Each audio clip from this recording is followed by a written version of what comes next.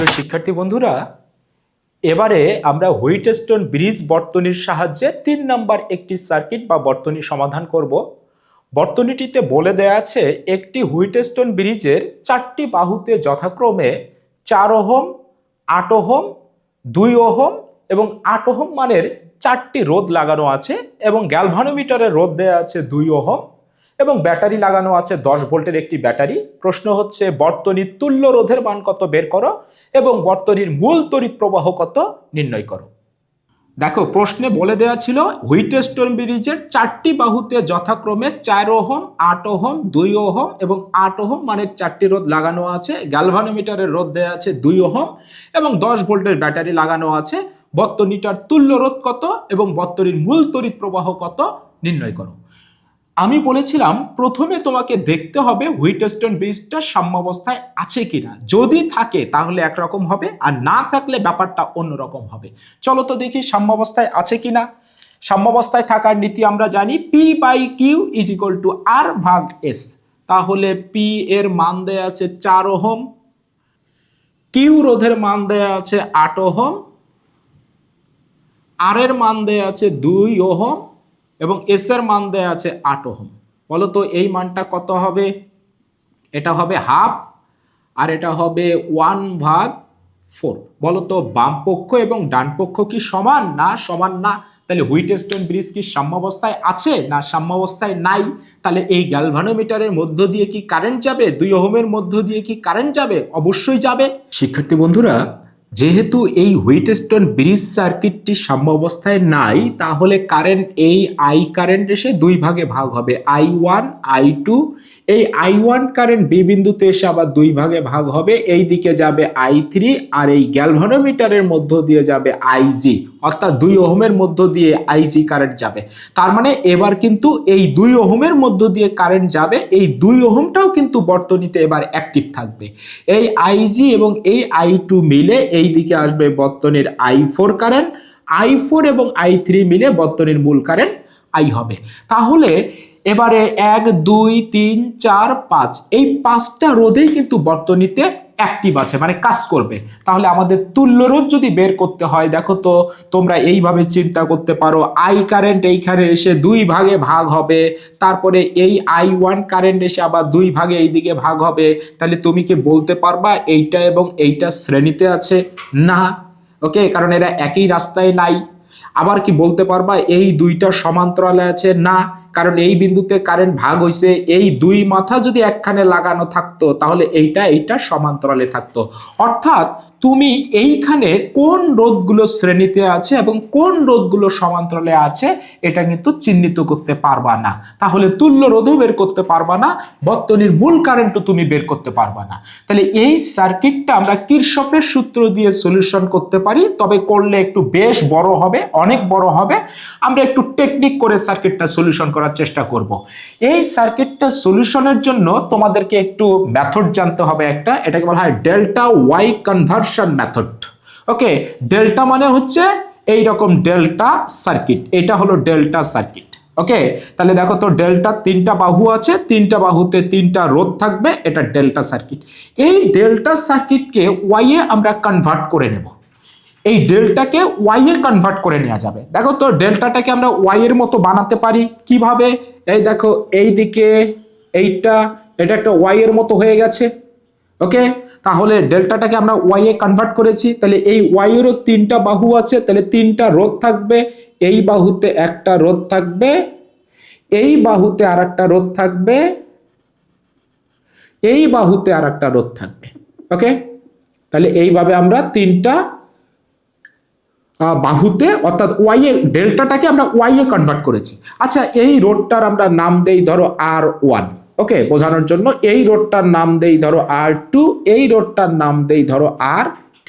তাহলে R1 R2 R3 এই 3টার মান কত বের করতে হবে। চলো তো বের করি। তাহলে R1 এর মান বের করতে চাই, R2 এর মান কত আমরা বের করতে চাই, R3 এর মান কত আমরা বের করতে চাই। ওকে, এবারে বলো তো এই ডেল্টাটাকে ওয়াই এ কনভার্ট করেছি, তাহলে ডেল্টার 3 বাহুতে 3টা রোধ আছে, এই 3টা রোধের যোগফল হবে সবগুলোর নিচে। তাহলে এটা হবে 4 যোগ 2 যোগ 2, এই যে 4 2 2, এটা তো হবে 4 2 2, এটা তো হবে 4 2 2। ওকে, এবারে বলো তো আমি R1 এর মান বের করতে চাই, তাহলে R1 এর দুই পাশে দেখো দুটো রোধ আছে, এই R1 এর দুই পাশে দুটো রোধ আছে, কত 4 এবং 2, এই দুইটার গুণ হবে উপরে, তাহলে 4 গুণন 2, যেটার মান বের করব তার দুই পাশে যে দুটো রোধ আছে সেই দুটোকে গুণ করব। বলো তো R2 এর মান বের করতে চাই, তাহলে এর দুই পাশে রোধ আছে এই 4 এবং 2, তাহলে এই দুইটারও গুণফল হবে উপরে, তাহলে 4 গুণন 2। আবার R3 এর মান কত বের করতে চাই, এর পাশে এই দুইটা রোধ আছে 2 এবং 2, তাহলে গুণ হবে 2 গুণন 2। ওকে, তাহলে মানটা যদি আমরা বের করি এটা হবে 8 ভাগ 8, 1 ওহম। বলো তো এখানে হবে 4 দুগুণে 8, নিচে হবে 8, এটাও হবে 1 ওহম। এখানে হবে 2 দুগুণে 4, নিচে হবে 8, তার মানে 4/8 0.5 ওহম। ওকে, তাহলে খেয়াল করে দেখো তো আমরা এই ডেল্টাটাকে কিন্তু এবার ওয়াই এ কনভার্ট করে নিয়েছি, তাহলে আমার R1 এর মান কত, R1 এর মান 1 ওহম, R2 এর মান কত 1 ওহম, R3 এর মান কত 0.5 ওহম। তাহলে তোমরা আমাকে বলো এই ডেল্টাটাকে আমি ওয়াই এ কনভার্ট করেছি, তাহলে ডেল্টাটা কি এখন আছে, না ডেল্টাটা নাই। এই ডেল্টাটা কি এখন আছে, না ডেল্টাটা নাই, শুধু ওয়াই সার্কিটটা থেকে যাবে, অর্থাৎ এই যে ওয়াই সার্কিটটা আমাদের রয়েছে, এই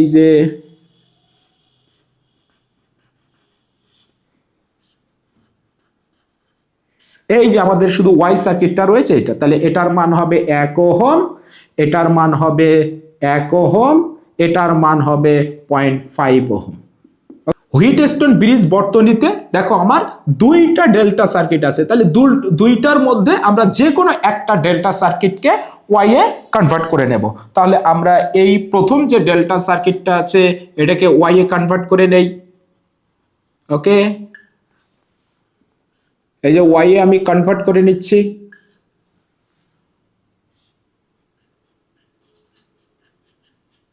ওয়াই এ কনভার্ট করে নিচ্ছি। ওকে, তাহলে বলো তো আমি এইটার মান বের করতে চাই, এইটার মান বের করতে চাই, এইটার মান বের করতে চাই, কি বলেছিলাম যে যোগফল হবে নিচে। ওকে, তাহলে বলো তো 4 2 এবং 2, নিচে হবে 8। এই রোধের মান যদি বের করতে চাই তাহলে এই দুইটার গুণফল উপরে, তাহলে 4 দুগুণে 8 ভাগ 8, এটার মান হবে 1 ওহম। এই যে একটু আগে আমরা বের করলাম এইভাবে। ওকে, এটার মান আমরা একটু বের করতে চাই, নিচে তো হবে 8, 4 2 2 যোগফল 8, আর এই রোধের দুই প্রান্তে আছে 4 এবং 2, তাহলে 4 দুগুণে 8, তাহলে এটাও হবে 1 ওহম। আর এইটা দেখো 2 দুগুণে 4, নিচে হবে 8, এটা হবে কিন্তু আমার 0.5 ওহম। ওকে, এইটা 0.5 ওহম। তাহলে আমরা এই ডেল্টাটাকে ওয়াই এ কনভার্ট করে নিয়েছি, তাহলে আমার কি এই ডেল্টা সার্কিটটা এখন আছে, না আমাদের ডেল্টা সার্কিটটা কিন্তু এখন নাই। তাহলে আমরা ডেল্টাটাকে একটু মুছে দিতেছি। দেখো ডেল্টা সার্কিটে আমরা একটু মুছে দিতেছি।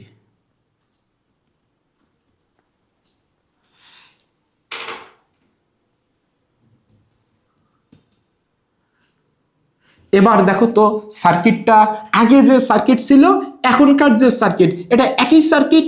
এবার দেখো তুমি খুব সহজেই কারা শ্রেণীতে আছে কারা সমান্তরালে আছে এবার চিহ্নিত করতে পারবা। বলো তো বর্তনীর মূল কারেন্ট আই আসবে, এর মধ্য দিয়ে আই কারেন্ট যাবে, আই কারেন্ট এইখানে এসে দুই ভাগে ভাগ হবে। ধরো এই দিকে যাচ্ছে I1 কারেন্ট, এই দিকে যাবে I2 কারেন্ট, I1 আবার এর মধ্য দিয়ে আসবে, I2 আবার এর মধ্য দিয়ে যাবে, তাহলে এই দিকে এইভাবে কারেন্ট যাবে। তাহলে এই দুইটা রোধ আছে শ্রেণীতে, এই দুইটা রোধ আছে শ্রেণীতে, এই দুইটা আবার থাকবে সমান্তরালে, তার সাথে এইটা আবার আছে শ্রেণীতে। চলো তুল্য রোধগুলো বের করে নেই। বলো তো এই 8 এবং 1 এটা হবে 9 ওহম, কারণ শ্রেণীতে আছে। ওকে, এটা দেখো 8 এবং 0.5 এটা হবে 8.5 ওহম, এটা আছে শ্রেণীতে। তাহলে এই 8.5 এবং 9 এই দুইটা আবার আছে সমান্তরালে, তাহলে সমান্তরালে যদি থাকে তাহলে আমরা তুল্য রোধ বের করতে পারি। 1 ভাগ আরপি ইজ ইকুয়াল টু হবে 1 ভাগ 9 এবং 1 ভাগ 8.5, এটা আমরা সহজে বের করতে পারি। তাহলে বলো তো আরপি ইজ ইকুয়াল টু হবে উপরে 9 গুণন 8.5, নিচে হবে 9 যোগ 8.5, মানটা হবে 4.37 ওহম। তাহলে বলো তো এই চারটা মিলে আমার হচ্ছে এইটা হচ্ছে তুল্যরোধ। তাহলে এইটার সাথে এইটা আমার কিসে আছে? শ্রেণীতে আছে। তাহলে বর্তনীর মোট তুল্যরোধ RS ইজ ইকুয়াল টু হবে 1 যোগ 4.37 ইজ ইকুয়াল টু হবে 5.37 ওহম। এইটা আমার বর্তনীর তুল্যরোধ। এবার যদি বর্তনীর মূল কারেন্ট বের করতে বলে তাহলে I ইজ ইকুয়াল টু হবে তুল্যরোধ হচ্ছে 5.37 আর এটার দুই প্রান্তের বিভব পার্থক্য হবে 10 ভোল্ট, 1.75 অ্যাম্পিয়ার। এটা আমাদের আনসার। তাহলে বর্তনীর মূল কারেন্ট হচ্ছে 1.75 অ্যাম্পিয়ার এবং বর্তনীর তুল্যরোধ হচ্ছে 5.37 ওহম।